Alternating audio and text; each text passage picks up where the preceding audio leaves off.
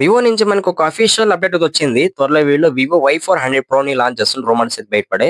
ఇది మనకు అఫీషియల్ గా ఈ మంత్ ఎండ్ గాని లేకపోతే next month first week launch అయ్యే ఛాన్స్ ఉంది.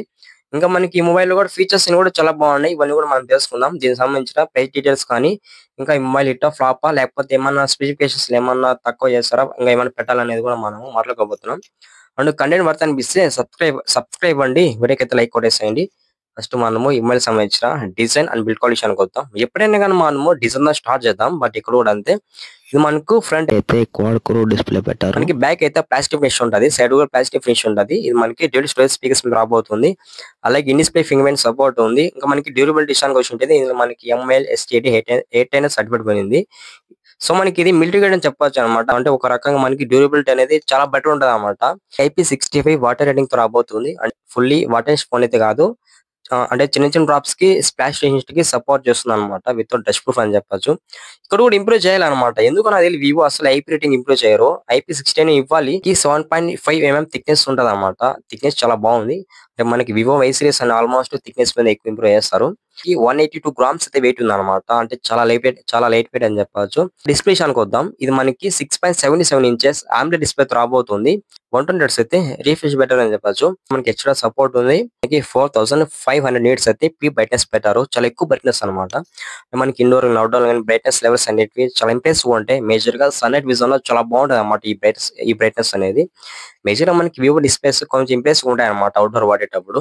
ఇందులో మనకి వైడ్ వన్ L1 సపోర్ట్ ఉంది. OTT ప్లాట్ఫామ్ అంతా కూడా ఫుల్ హెచ్ లో వాచ్ చేయొచ్చు.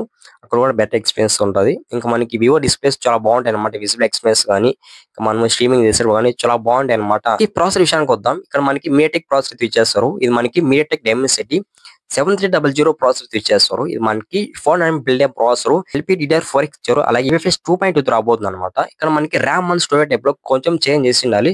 ఈ ప్రాసెసర్ రీలోడ్ విషయానికి వద్దాం. మనకి ఈ ప్రాసెసర్ కూడా చాలా బెటర్ గా పర్ఫార్మెన్స్ చేయగలదు. ఈ సాఫ్ట్వేర్ విషయానికి వద్దాం. ఇది Android 15 రాబోతుంది. ఫన్ టచ్ 15 రాబోతుంది అనమాట. ఈసారి మనకి ఫన్ టచ్ లో చాలా చేంజెస్ చేశారని చెప్పొచ్చు. అంతేకాకుండా ఇందులో మనకి AI ఫీచర్స్ ఉన్నాయన్నమాట.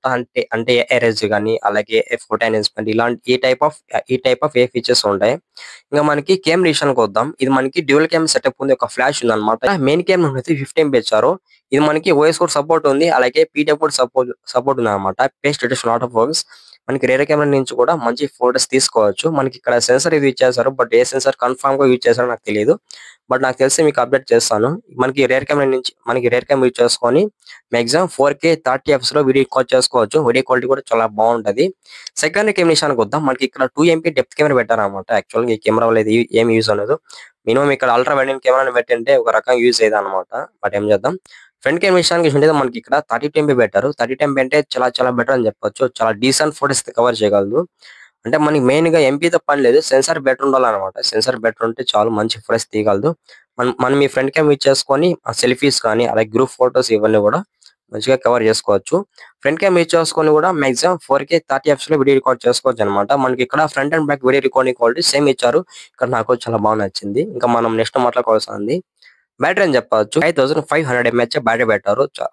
అంటే ఒక రకంగా పెద్ద బ్యాటరీ అని చెప్పొచ్చు. ఈజీగా 2 to 3 days వచ్చే ఛాన్స్ ఉంటుంది. మనకి 90 watts అయితే ఫాస్టింగ్ సపోర్ట్ ఉంది. 90 watts అంటే ఈజీగా 1 hour లోపల ఫుల్ చేసి చెప్పొచ్చు అనమాట. నా ఎక్స్పెక్టేషన్ ప్రకారం 45 minutes లోపల అనుకుంటున్నా. బట్ చూడాలన్నమాట. మనకి 6 watts అయితే రివర్స్ వైడ్ ఛార్జింగ్ సపోర్ట్ ఉంది అనమాట. ఇంకా మనకి ఇమెయిల్ సంబంధించిన అన్ని స్పెక్స్ అయితే కవర్ చేస్తాం. చాలా బాగున్నాయి ఫీచర్స్ డిఫరెన్స్ ఇవాళ వీడియో. అని మర్చిపోకుండా మన వీడియో ఎవరైనా లాస్ట్ వరకు చూస్తుంటే లైక్ సబ్స్క్రైబ్ కొట్టేసేయండి. నెక్స్ట్ వీడియోలో మళ్ళీ కలుద్దాం.